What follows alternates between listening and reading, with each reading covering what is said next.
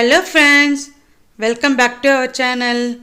இன்றைக்கி நம்ம சேனலில் என்ன ரெசிபி பார்க்க போகிறோன்னா, இஞ்சி பூண்டு பேஸ்ட் வந்து 1 month வரைக்கும் ஃப்ரிட்ஜில் எப்படி கெட்டு போகாமல் ஸ்டோர் பண்ணுறதுன்னு பார்க்க போகிறோம். வாங்க அதுக்கு தேவையான இன்க்ரீடியன்ஸ் எல்லாம் பார்க்கலாம். ஒரு கப்பு பார்த்திங்கன்னா பூண்டு எடுத்து வச்சுருக்கேன். அதே கப்பில் 3/4 கப்பு வந்து இஞ்சி இந்த மாதிரி தோல் சீவி எடுத்து வச்சுக்கோங்க. 1 ஸ்பூன் உப்பு, மஞ்சத்தூள் வந்து 1/2 ஸ்பூன், குக்கிங் ஆயில் வந்து 2 ஸ்பூன். வாங்க இஞ்சி பூண்டு பேஸ்ட்டை அரைச்சி எடுத்துடலாம். ஃபஸ்ட்டு வந்து இஞ்சியை வந்து இந்த மிக்ஸி ஜாரில் ஆட் பண்ணிடுறேன். இஞ்சி வந்து இந்த மாதிரி சின்ன சின்ன பீஸாக கட் பண்ணிக்கோங்க. ரெண்டையும் ஒன்றா சேர்த்து அரைக்கக்கூடாது. பூண்டு வந்து சீக்கிரம் அரைப்பட்டுரும், இஞ்சி வந்து சரியாக அரைப்படாது.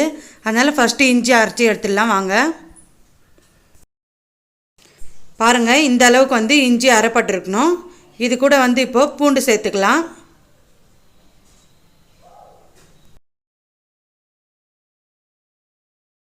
பூண்டு சேர்த்துட்டு இதில் எடுத்து வச்சுருக்க மஞ்சத்தூள் வந்து 1/2 ஸ்பூன் ஆட் பண்ணிக்கலாம்.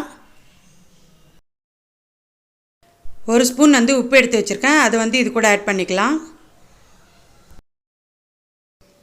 நெக்ஸ்ட்டு பார்த்திங்கன்னா குக்கிங் ஆயில் வந்து 2 ஸ்பூன் ஆட் பண்ணிக்கோங்க. இதுக்கு தேவையான பொருட்கள் எல்லாமே சேர்த்துட்டோம். இதை வந்து அரைச்சி எடுத்துக்கலாம். பாருங்கள் ஃப்ரெண்ட்ஸ், இஞ்சி பூண்டு பேஸ்ட் ரெடி ஆயிடுச்சு. நீங்கள் இந்த மாதிரி அரைச்சி எடுத்துக்கோங்க. இதுக்கு வந்து 100 கிராம் இஞ்சி, 150 கிராம் பூண்டு போட்டிருக்கேன். இந்த மெஷர்மெண்ட்டில் அரைச்சி பாருங்கள். இஞ்சி பூண்டு வந்து நல்லாயிருக்கும். இஞ்சி வந்து அதிகமாகிடுச்சுன்னா கசப்பு தன்மை வந்துடும். இந்த மாதிரி அரைச்சி 1 monthக்குள்ளே யூஸ் பண்ணிவிடுங்க. ஏர்டைட் கண்டெய்னரில் போட்டு ஃப்ரிட்ஜில் ஸ்டோர் பண்ணி வச்சுக்கோங்க. பாருங்கள், ஏர்டைட் கண்டெய்னரில் ட்ரான்ஸ்ஃபர் பண்ணிட்டேன்.